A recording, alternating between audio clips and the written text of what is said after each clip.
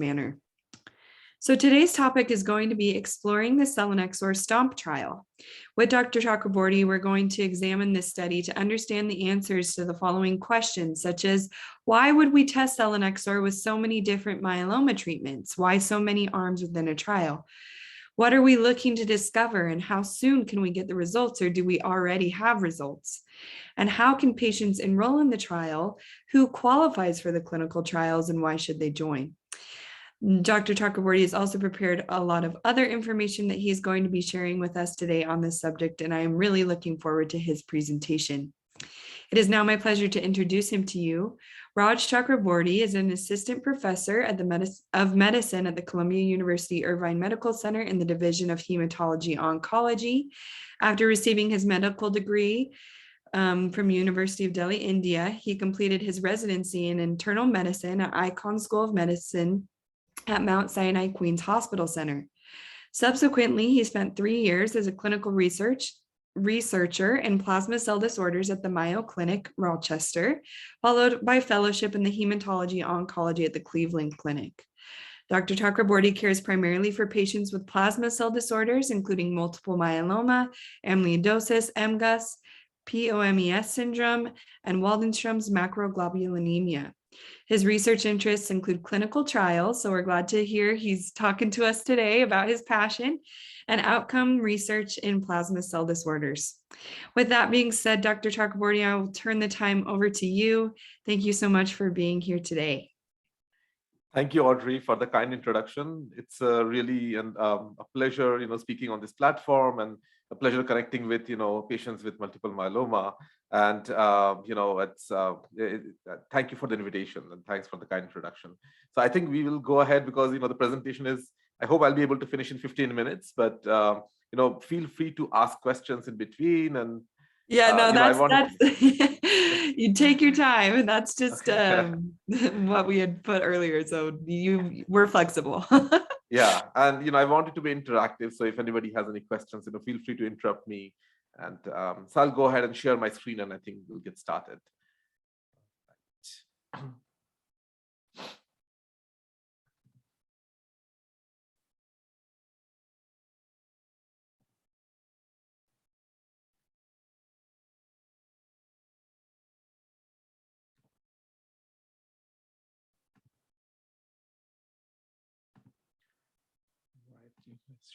Should be able to see it now. Can you see it yet?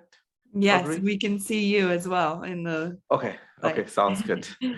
All right, so we'll go ahead and get started. So we're talking today about Selinexor STOMP trial and beyond, and we'll touch briefly on Selinexor as a drug, and then what is the STOMP trial, and what is it trying to accomplish, and how does this fit into the broader myeloma treatment landscape? Because as many of you may know, we have a really the embarrassment of riches in multiple myeloma with so many new drugs, thankfully.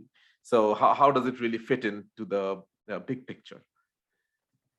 So these are my disclosures.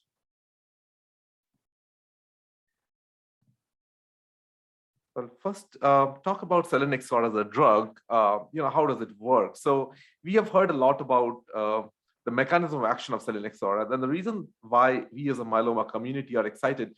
We typically get excited whenever we get a drug with a new mechanism of action, and that it doesn't happen too often. And in the next slide, I'll go over some of the primarily the most important drug classes in multiple myeloma and what were the first in class in each drug class. Now, Selinexor is a first-in-class XPO1 inhibitor. So it's a new mechanism of action. As you can see in this figure, this represents the blue circle represents the nucleus of the cell, and the remaining is the cytoplasm of the cell. And what happens is inside the cancer cells, inside the cancer cell nucleus, we have proteins called as tumor suppressor proteins, the proteins which basically puts a brake on the cancer cells, for simplicity. And then what happens is there is a protein called as the XPO1. It's a transporter protein you can see in red, which actively transports these tumor suppressor proteins from the nucleus to the cytoplasm. It is outside the nucleus. And Selinexor, it basically inhibits the XPO1 protein so that the tumor suppressor proteins, it can get concentrated within the nucleus. And that's how it can help in apoptosis, that is killing of the cancer cells. So this is how Selinexor works. It's a new mechanism of action, and Selinexor is the first-in-class XPO1 inhibitor. And just to tell you guys how it fits into the broader landscape of drugs. So this is the major drug classes that we have in multiple myeloma currently. So as you can see, they're proteasome inhibitors, immunomodulatory drugs, anti-CD38 monoclonal antibodies, anti-SLAMF7 monoclonal antibody, and then we have BCMA targeted therapies. I put an asterisk on there because in the current treatment landscape of triple class refractory or penta-refractory multiple myeloma, the BCMA targeted therapies are the most promising and even thought to be as game changer in this field. Then we have, obviously Selinexor, which is an active drug, is an XPO1 inhibitor. And then, the good old alkylating agents, including melphalan, cyclophosphamide, bendamustine, which we don't talk about much, but they're all active drugs and they are, much cheaper as well. So we always need to keep them in mind, when we are running out of options. These drugs sometimes help a lot, at least in tiding over, the time period when we are looking, for looking to enroll a patient, for example, in a new clinical trial. So this is the broader landscape of multiple myeloma. And I have marked all the first-in-class drugs in yellow. So for example, you can see bortezomib is the first-in-class proteasome inhibitor.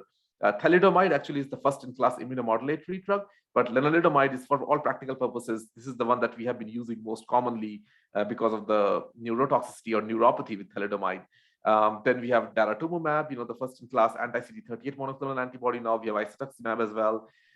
Then we have ilotuzumab, which is the anti-SLAMF7 monoclonal antibody. And in BCMA, we have a lot. For example, for CAR-T, we have ide-cel, which is the first approved, FDA-approved BCMA CAR-T cell therapy in multiple myeloma. Then we have belamaf or belantamab mafodotin, or Blenrep is the trade name. That is the first antibody drug conjugate. And then BiTEs are coming, hopefully soon as well. Then Selinexor is the first FDA-approved XPO1 inhibitor. And I'm not sure which one, these are all very old drugs. I'm not sure which one was the first that was FDA approved, but all of these three agents have activity. Melphalan we use mostly as a conditioning treatment before transplant, but cyclophosphamide and bendamustine we do sometimes have to use down the line when patients are relapsing and we are running out of options.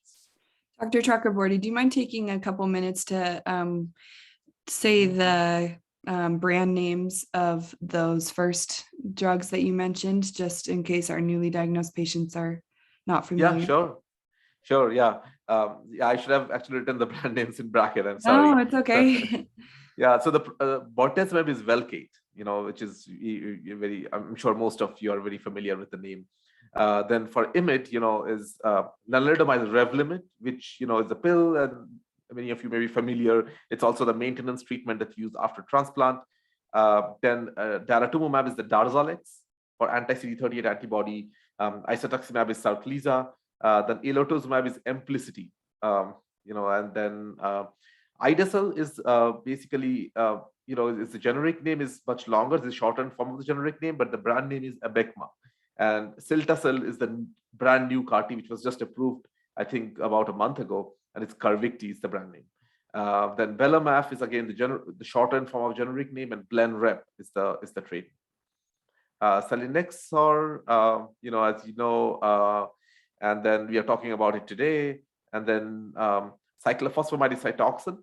And bendamustine, I always call it bendamustine. I'm not sure exactly what the brand name is. No, that's okay. We usually, we call it, And Selinexor, as you know, Expovio is the brand name. But Selinexor is also very commonly used. So I think many of you may be familiar with Selinexor. Awesome, thank you. All right, no problem. So we'll go next. So, before going into the main talk, this is a tweet from Dr. Costa, which I really liked. And I think I retweeted it a few weeks ago, in which, whenever we are looking at a new drug in multiple myeloma, or who is the ideal patient for Selinexor, for example, I think that's a wrong question to ask. We should be asking instead that is this particular drug or this particular regimen best or ideal option for my patient right now? I think that if we look from that standpoint, most of the decision becomes very easy, rather than asking that who is the ideal patient for daratumumab or Darzalex, or who is the ideal patient for Selinexor. And Dr. Costa had very eloquently put out this tweet, which I found it very helpful. And as I go over the next few slides, I'll focus on which are the clinical situations from a patient perspective and a clinician perspective where selinexor fits, in the context of current treatment landscape in multiple myeloma. So first of all, some basic facts about the efficacy of selinexor. Trying to not block the text here. So selinexor is an active drug in relapsed refractory multiple myeloma, no doubt. And in the first trial, which was a STORM trial, selinexor dexamethasone had an overall response rate of 26%.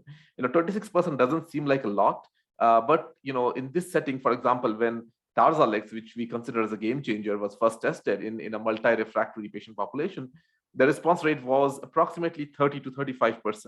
So, 26% is a reasonable response rate in patients who are refractory to all 5 agents, including Velcade, Kyprolis, Revlimid, Pomalyst, and Darzalex. And this was selinexor plus dexamethasone, not selinexor alone, but typically we use it, along with dexamethasone. So I would say it's the efficacy is not like extremely high, but definitely it's an active drug, and we definitely need this drug in our armamentarium. And also I would like to point out, because we are talking about penta-refractory patients, that although active, it's not going to be a game changer, such as cilta-cel or, for example, teclistamab. Teclistamab it's a bispecific T-cell engager, which is not yet FDA approved, but it hopefully will be FDA approved in the near future. And both, the reason I say that is because both cilta-cel and teclistamab in a similar population, penta-refractory, have a single agent overall response rate of 70 to 90%.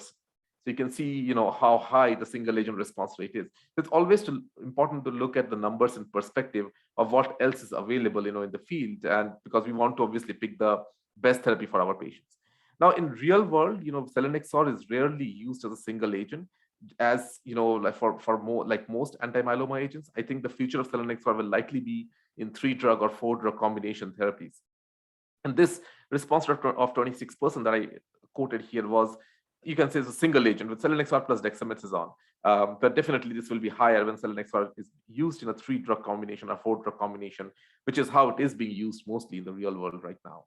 And STOMP trial, this would be a good segue to go into STOMP trial. STOMP trial is actually testing the safety efficacy of selinexor in combination with currently used anti-myeloma agents, which is how we typically use most regimens in multiple myeloma. So this is the schema of the STOMP trial. As you can see, there are a lot of treatment arms here, and selinexor is being tested, and these are all in relapsed refractory setting. There is one treatment arm also of selinexor, lenalidomide, and dexamethasone in newly diagnosed setting. I don't have it in the figure here. I'm not sure whether that arm is still accruing or not. But these are all the relapsed refractory setting, and every arm has a different inclusion and exclusion criteria. So it's very complicated. And if any of you are interested in this trial, it's very important that the physician who is treating you basically look at what are the inclusion exclusion criteria, and every arm may have slightly different criteria for patients to enroll. And I have put in arrows here for these 3, the SKD, SPD, and SDD. So SDD is basically selinexor, Expovio, Darzalex, and dexamethasone. SPD is with Pomalyst and dexamethasone. SKD is with Kyprolis and dexamethasone. So these are the 3 arms for which we have some preliminary data already based on the number of patients that were accrued already. And they look promising, and I consider, all these 3 combination treatments in my practice, from time to time. And I'll go over the data briefly, but these 3 arms look promising. And I'll go over, the rationale for why I use these, and why I prefer some arms over the other. So these are some preliminary data from the key arms. Some of these data were presented in ASH 2021, and I've curated, from different abstracts and from other sources. So you can see the overall response rate goes up significantly once we use selinexor in combination. So for example, SPD had 65% overall response rate, SKD had 78%, and SDD, that is with Darzalex dex, was 75%. And similarly, the progression-free survival, that is, it's basically the number of months before a patient either progresses or unfortunately dies of myeloma, and that's usually it's a composite endpoint. And progression-free survival is hard to interpret in a trial which does not have a control arm, like the STOMP trial. But if you see the numbers, it was a median, that is an roughly you can say an average of about 10 months with SPD, 15 months with SKD, and about 12 and a half months with SDD. And although there was no control arm, these numbers, although they seem short, but they are significantly longer than what you would expect with the regimen without selinexor. So, for example, in the trial which tested PD or Pomalyst and Dex, the median progression-free survival is only in the range of 3 to 4 months, for example. So, this is definitely selinexor is adding something. But of course, there is no randomized, this is not a randomized trial, there is no control arm. So it's hard to make definitive conclusions here. But these are some of the ballpark numbers, with these combinations. So we'll go over on the toxicity. It's always important to look at the efficacy and toxicity together, when we are trying to pick a treatment regimen. So selinexor, it does not have any significant organ toxicity. For example, it does not cause, cardiotoxicity or, congestive heart failure, for example. But it does have a lot of symptomatic adverse events and, including, for example, nausea.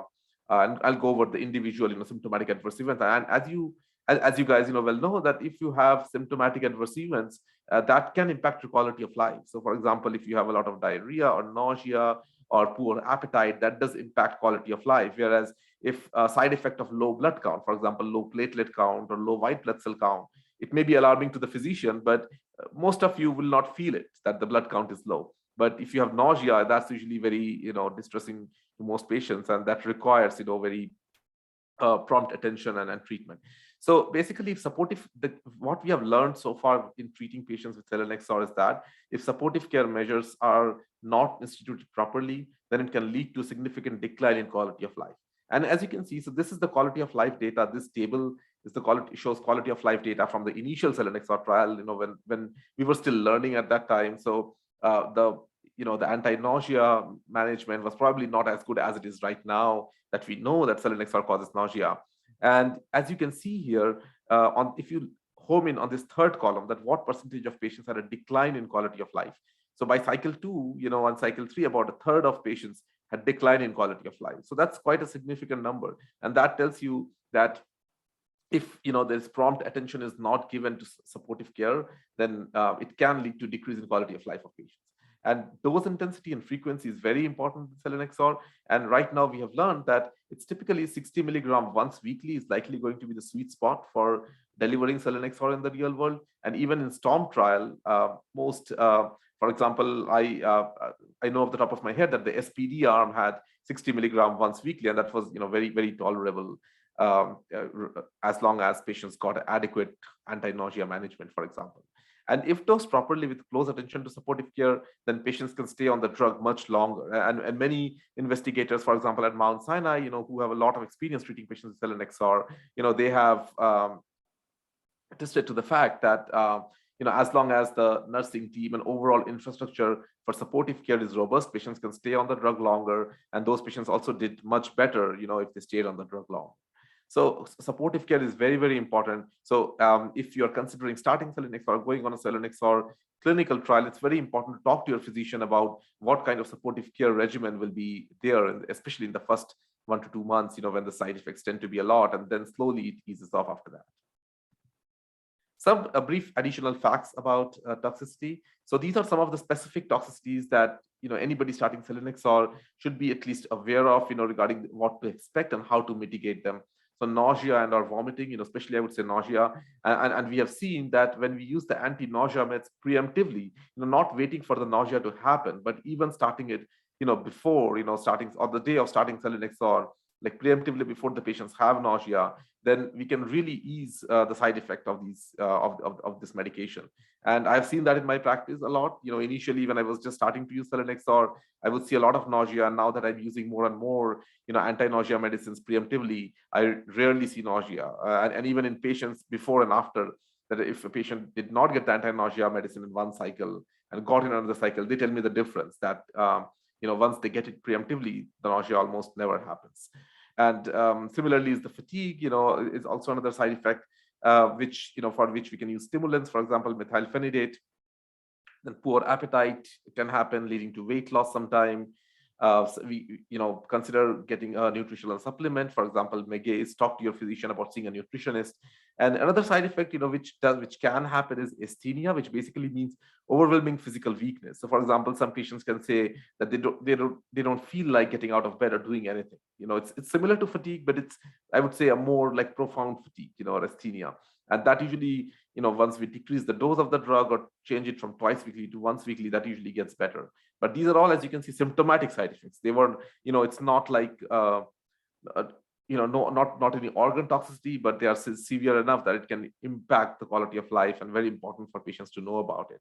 And I'm sorry, this figure is a little small, but this basically shows that as you go along, the nausea gets better over time. So the first, vertical bar, it shows that approximately 1/3 of patients had nausea in cycle 1. But as you go to cycle 2, cycle 3, cycle 4, the amount of patients with nausea decreases. So things do get better. So as long as patients can get over the first cycle with good supportive care, many patients can stay on drug longer after that. But it's important to get over the first 1 to 2 cycle, because that's when most of the discontinuations can happen if there are a lot of side effects. So these are some of the questions to ask your physician, which by no means these are exhaustive, but these are some that I just thought about, what I ask myself, before I consider Selinexor in a patient, or consider either on STOMP trial or off trial, whatever it is, whenever I consider Selinexor. So the first thing is, go back to the basics, that, what we already know from randomized trial, has superior progression-free survival or overall survival benefit. We should definitely be doing those things first. So if I'm a relapsed myeloma patient, have I already exhausted the standard triplet regimens using 3 main classes of anti-myeloma therapy, for example, daratumumab, Kyprolis, Dex, or Sarclisa, or isatuximab, Kyprolis, Dex, or daratumumab, Pomalyst, Dex, or Sarclisa, Pomalyst, Dex. So these are the standard triplet regimens which have been shown in large, well-designed, randomized controlled trials to have progression-free survival, and some with overall survival benefit. So these are very important, for us to offer these regimens first, before we go to another regimen which is not yet proven. So that's very important that patients get these regimens first. Then the second is, if I'm a triple class refractory, that is, if I'm a patient who has already relapsed after the standard treatments like, Velcade, Kyprolis, and, Darzalex, Pomalyst, Revlimid, is there an opportunity to enroll in a trial of a BCMA targeted therapy? Because if we go back to the slide earlier in which I showed different classes of agents, BCMA targeted therapy, especially the CAR T cell therapy and the BiTE therapy or T cell engager, they are really game changers in this area. They have a single agent activity ranging from 70% to 90%. So if is there an opportunity to enroll a clinical trial? And we know the ide-cel and cilta-cel, that is Abecma and Carvykti, they're already FDA approved, although there are limited slots at this time. So it would be important to ask your physician that, are there any slots available for Abecma or Carvykti, for example? And it's possible that there are probably not any slots available, and CAR T enrollment takes time. It's maybe the apheresis slot is not available until like 2 months or 3 months, and you need treatment right away. And in that situation, it's reasonable to consider Selinexor in that setting. But I think these are the important questions that you need to ask. And then I just put it in here just because the transplant uptake overall in the US is very low. That if I am transplant eligible and for some reason did not receive transplant up front, and stem cells are collected, but I deferred transplant after discussion with the physician, and then receiving Selinexor as as an early relapse setting, then in that case, will there be plans for proceeding to transplant after a few cycles of Selinexor based therapy?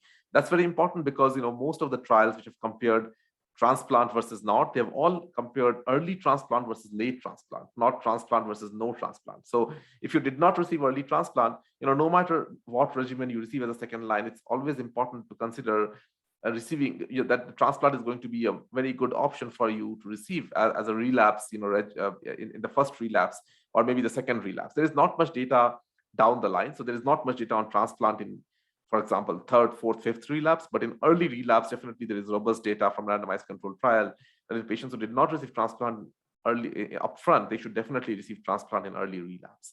And finally, if I'm T1114 positive, have I received venetoclax? Again, venetoclax is not FDA approved, but it's a very Venclexta, but it's a very, very potent drug in T1114 positive, and most of us are using it currently off label. NCCN guidelines, I guess, has included it. So I actually had fairly good luck getting it approved by insurance. So, it's a very active drug. So if I'm TL114 positive, you definitely would want to receive this drug, I would say fairly early on when you're triple class refractory. And these are some of the situations where I consider personally using Selinexor-based regimens, and I've used Selinexor-based regimens in my practice. So definitely triple class refractory or penta-refractory setting. Obviously, after asking those questions that I just showed, that have patients received BCMA targeted treatment or not, or is there an opportunity to receive BCMA targeted treatment? Then I also consider as a bridging therapy to CAR T cells or another clinical trial in the horizon. And if sometimes patients strongly prefer an all-oral regimen, I think XPD, actually Selinexor is currently, it said X, so I should have written X. So XPD it will be a good regimen in that setting. It's for an all-oral regimen because it's fairly well tolerated as long as supportive care is given, adequate consideration. So situations where I wouldn't consider using Selinexor-based regimens, and again, this is, opinions can differ between different myeloma doctors. In my my practice, in newly diagnosed myeloma currently, with all the treatment regimens that we have, with some nuances, caveats, of course, I would not consider Selinexor-based regimen at this time, even if it were on a clinical trial in newly diagnosed myeloma. The reason being that in newly diagnosed myeloma, even as a standard of care, we are currently using 4 drug regimens like Dara VRD or Dara KRD, and soon, hopefully, Sarclisa or isatuximab VRD or isatuximab KRD. So these are very, very active regimens. And when you are already doing so well with these active regimens, it takes a really, really good drug to beat that, right? So I wouldn't expect that, a drug with, I would say active drug, but with marginal efficacy would be able to beat, a powerful 4 drug regimens. So as a newly diagnosed patient with myeloma, if I wanted to get enrolled in a trial, I would rather enroll in a trial which is testing the novel treatments like CAR T cell upfront, or BiTEs upfront, or which is testing a strategy. For example, in patients, there are some trials which will be, or which are already testing strategies in which patients who get MRD negative after 2 years can stop all treatment and just get monitored. Those kind of trials I think are really good and will advance the field and also will be helpful to the patients. I would definitely not want to bring a drug up front, which is some side effects which can decrease quality of life, because upfront treatment really needs to be, we need to give our best treatments upfront to our patients. And second is, first relapse is also a very, very competitive space in myeloma right now, because as you have seen, there are so many drugs, BCMA CAR T, BCMA BiTEs.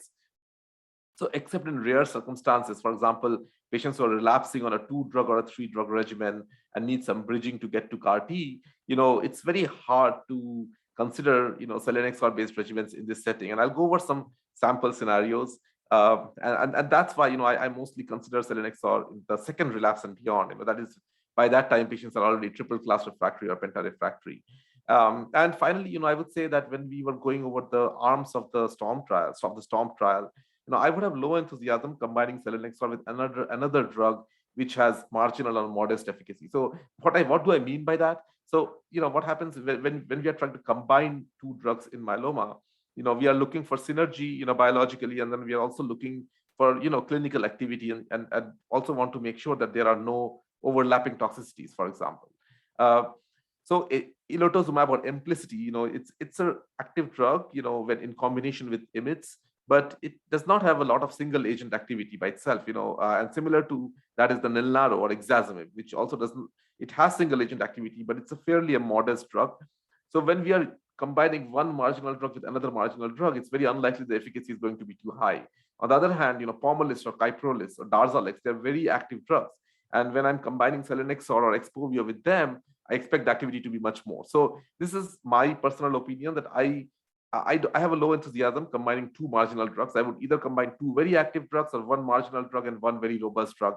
But 2 marginal drugs, I don't think, unless there is a lot of synergy biologically, which I'm not aware of, in between these agents. But if there is, then it may amount to the fact that 2 plus 2 is more than 4. But otherwise, I would have low enthusiasm into it. So I'll just quickly go over in the next 2 to 3 minutes some hypothetical treatment journeys to show some examples as to where I would consider Expovio. So this is a patient, for example, with transplant-eligible myeloma, received VRD or Dara-VRD upfront, for 4 to 6 months, then got transplant, then Revlimid maintenance or Len maintenance, and then relapsed at this point. And then at relapse got, as per the Candor trial, is Darzalex, Kyprolis, and dexamethasone. It's a 3-drug regimen. And then relapsed after that. At this point, the patient is triple class refractory. So is refractory to Darzalex, is refractory to Kyprolis, which is a proteasome inhibitor, and was already refractory to a PI or a Revlimid, or sorry, IMiD or Revlimid, right? So at this point, I would consider, of course, first I would consider BCMA targeted therapy, CAR-Ts or BiTEs. With ADC, there are some nuances. It has some toxicities like eye toxicity. So I may, we'll discuss, it depends on patient to patient. In some patients, I may consider Expovio or Selinexor before I consider Blenrep to avoid eye toxicity.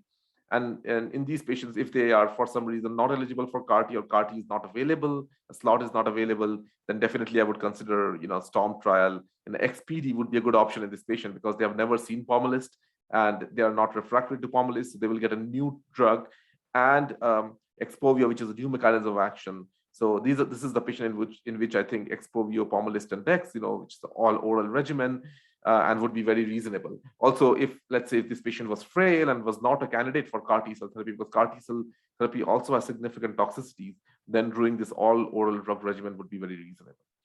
And then similarly, and if I just flip that in the first relapse patient got Darzalex Pomalyst Dex instead of Darzalex Kyprolis Dex, then I would consider in that patient Expovio Kyprolis Dex because they have never seen Kyprolis. That will be a new drug for them. And again, Expovio is a new mechanism of action. So I think this would be very, very reasonable too in this patient. Then we have KPD. If patient received KPD or Kyprolis Pomalyst Dex, then this patient has never seen Darzalex, which I would rather, I would have preferred to give Darzalex here at first relapse. But if for some reason patient did not get Darzalex, then I think it would be very reasonable to do Expovio Darzalex Dex in this situation. And finally, a case, a hypothetical journey for a transplant patient who is transplant ineligible and got Dara-Rev-Dex initially and then progresses. In this patient, either Kyprolis Pomalyst Dex would be reasonable, or any of the Expovio-based regimens like Expovio Kyprolis Dex, Expovio Velcade Dex, or Expovio Pomalyst Dex will all be reasonable regimens. And of course, if this patient is eligible for a CAR T cell therapy, then a BCMA-directed CAR T cell therapy would also be reasonable. So with this, I would stop, and I know that I went over time. So no, it's okay.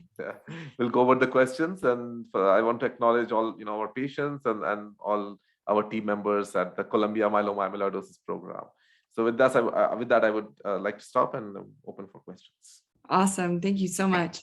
I'm just going to show briefly how they can ask the questions. If you want to ask your question live to Dr. Chakraborty, you can raise your hand. And in order to raise your hand, if you're on a desktop or laptop computer, you click that reactions button and then raise hand.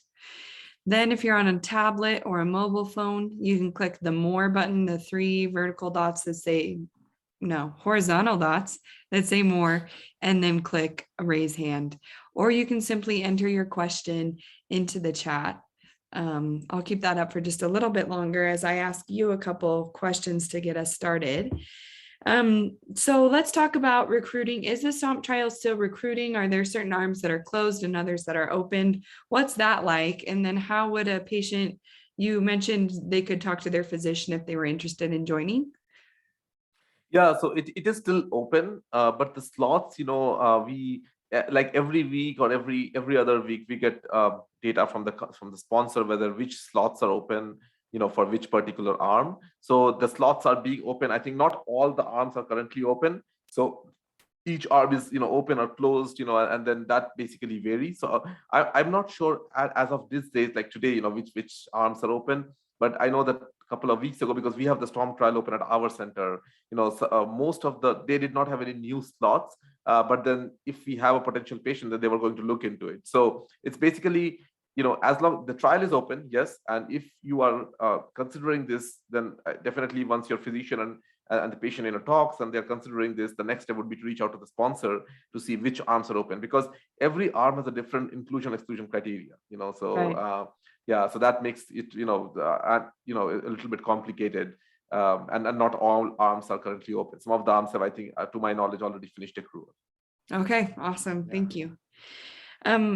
Let's talk about how soon you see these new combinations being approved for use in the clinic outside of clinical trials, or are they able to access these combinations without FDA approval? Yeah, that's a good question. So currently, the only combination of Selinexor, which has a randomized trial data, is the XVD or the Expovio Velcade Dex. That regimen is not very helpful for us in the US because in the US, most of the patients, who have relapsed myeloma, they have already seen Velcade and they're refractory to Velcade. So we would not be using Velcade again in them. So in the STOMP trial, since it is not a randomized trial, I'm not sure whether FDA will give full approval to these regimens which are being tested in STOMP trial. Based on promising efficacy, it can certainly give an accelerated approval. That can certainly happen. And one of the combinations, which is the XPD or Expovio Pomalyst Dex, is being tested in a randomized trial. So there will be a phase 3 trial, which is currently under, being planned, and it should be opening soon. And that will be basically to get FDA approval for the Expovio Pomalyst Dex. So in the meantime, NCCN guidelines, to my knowledge, has included already a few of these regimens based on the efficacy. So I actually, I don't think I had major problems in getting some of these combination regimens, approved through insurance for my patients, just a standard of care, outside of the STOMP trial. So I think for the most part, they can be used currently, for some insurance, they give a pushback and, your physician may have to do a peer-to-peer. But I think for the most part, they should be able to get these combination regimens, at least the 3-drug combination regimens like Expovio Kyprolis Dex. But I know my other colleagues, from other institutions who extensively use Expovio Kyprolis Dex, off trial. Right. So definitely it can be used, outside of trial right now. Okay.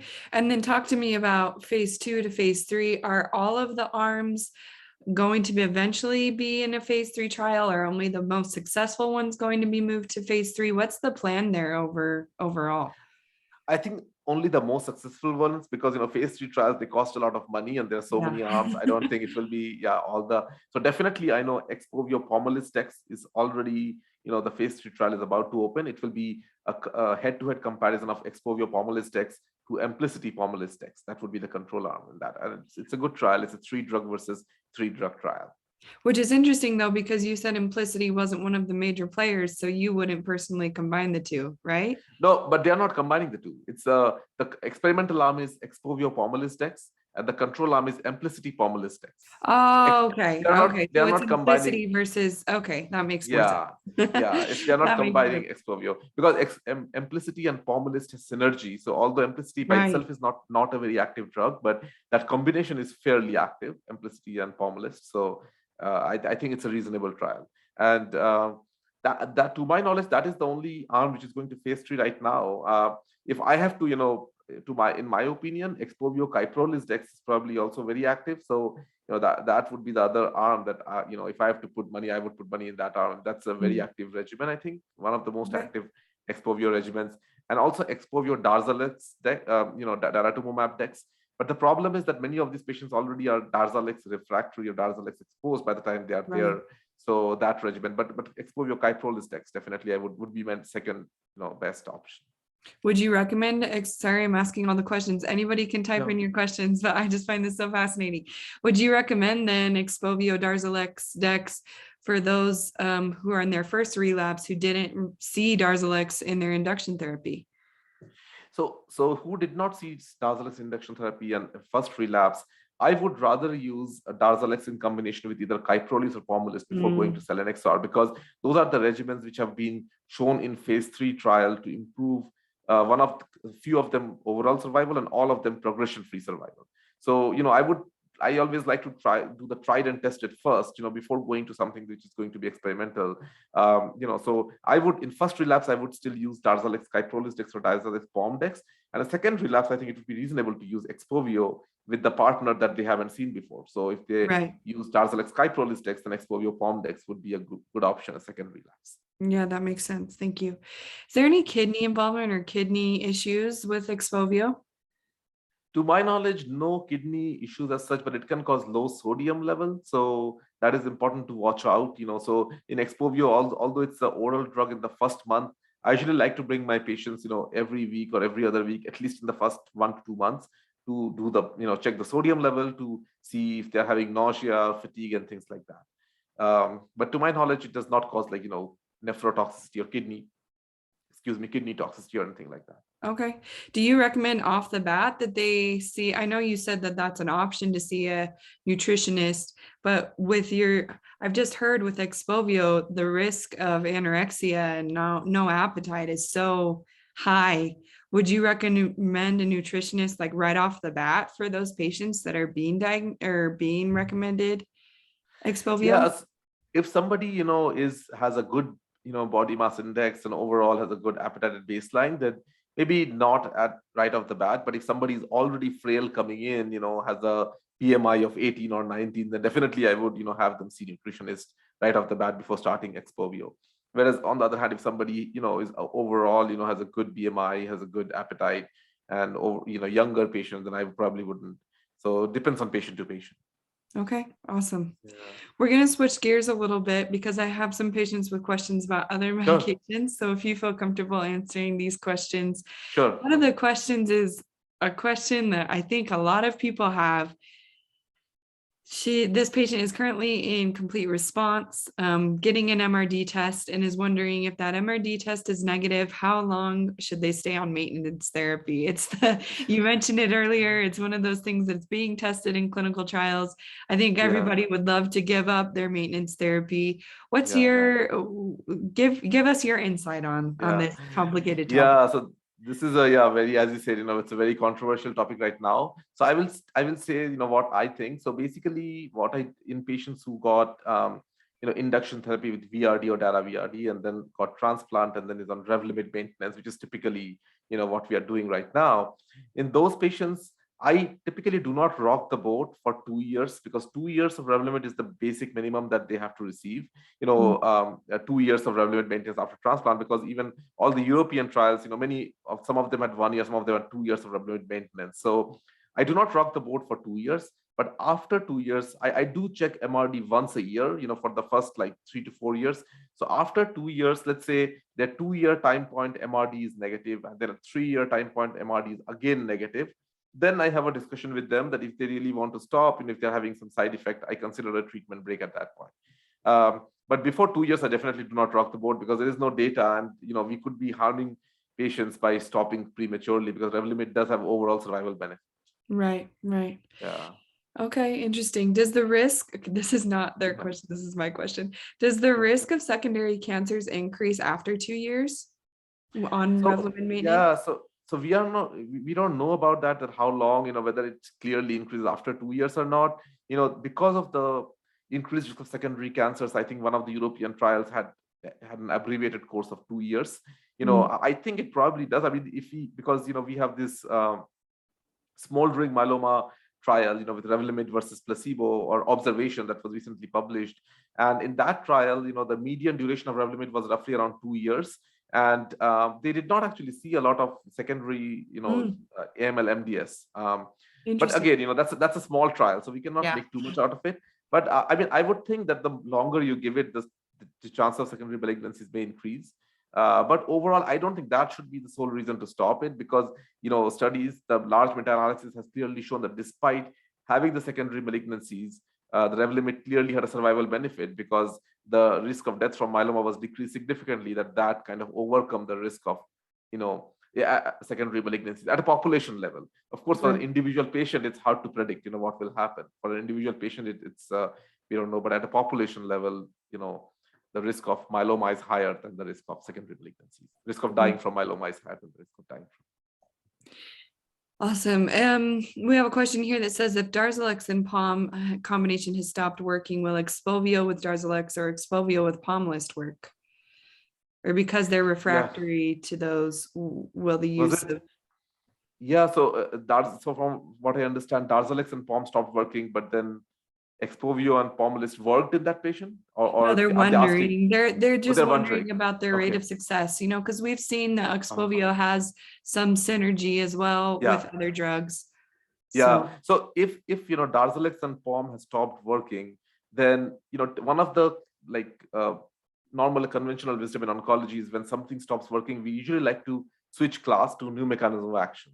So I would rather use Expovio with Kyprolis rather than picking Darzalex. If patient is, if they are clearly relapsing on Darzalex and Pomalyst, I would not use one of those as an immediate next line of treatment. I would prefer Expovio with Kyprolis or Expovio with, if they are still sensitive to Velcade, Expovio with Velcade, something like they have not seen immediately before.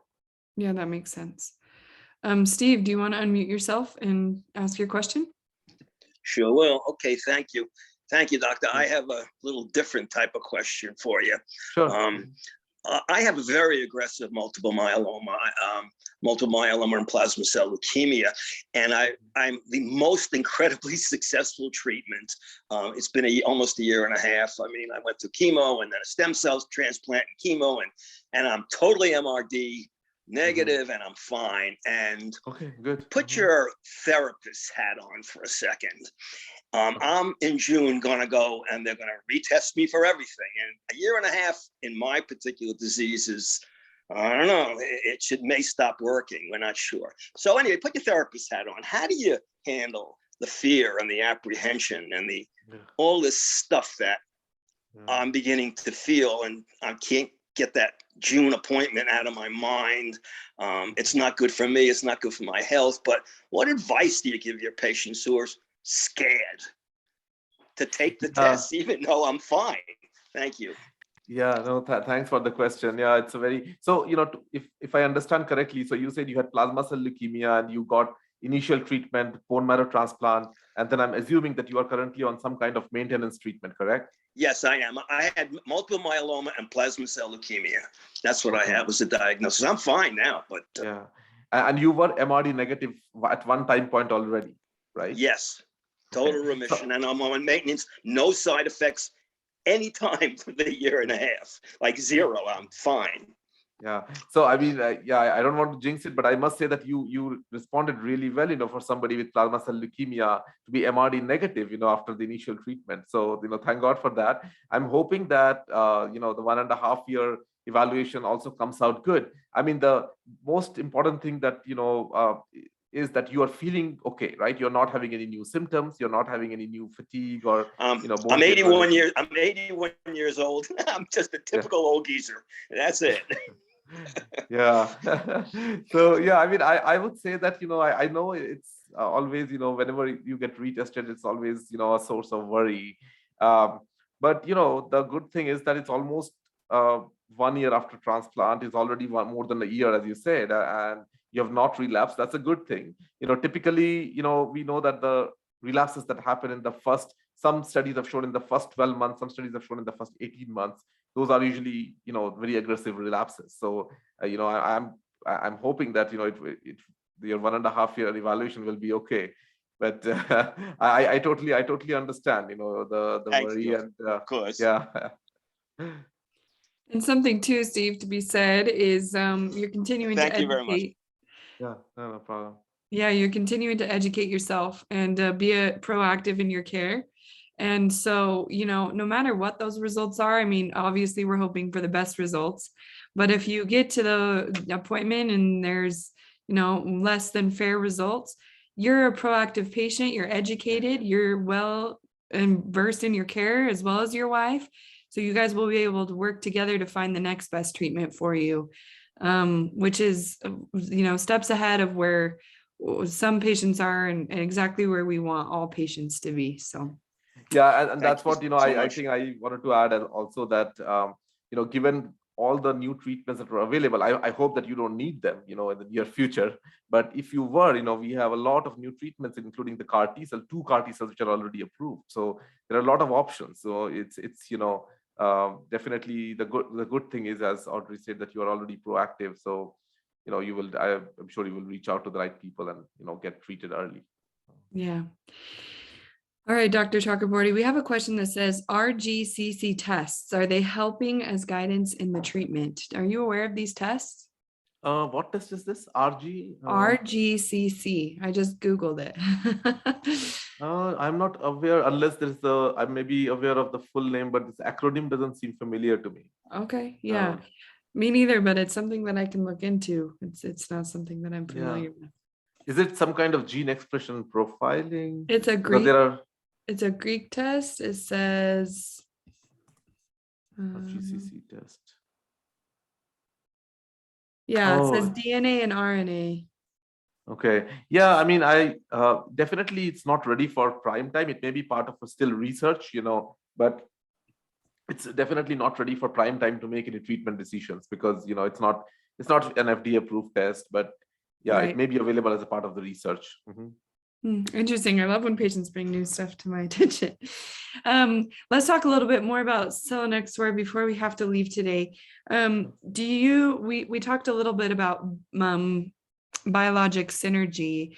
Do you see Expovio being especially synergetic with any specific treatments that are out there? Yeah, so there is some preclinical data on synergy between Expovio and Darzalex that I had seen, and other than that, with Expovio and Velcade also there is some synergy data. That's why in the Boston trial it was tested. So there is data on synergy. At always preclinical synergy data is good, but at the end of the day what we care is that whether it makes our patients live longer and live better, and whether it works in clinical trials. So that's the most important. But yeah, these are the two regimens that I can think off the top of my head. I'm sure there are other regimens in which there will probably be some lab data on synergy as well. But off the top of my head, I can think about Darzalex and Expovio, and also Velcade and Expovio.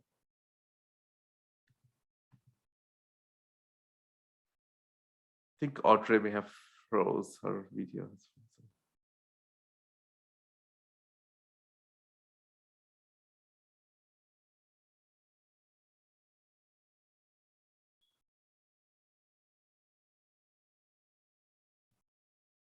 I think she may be coming.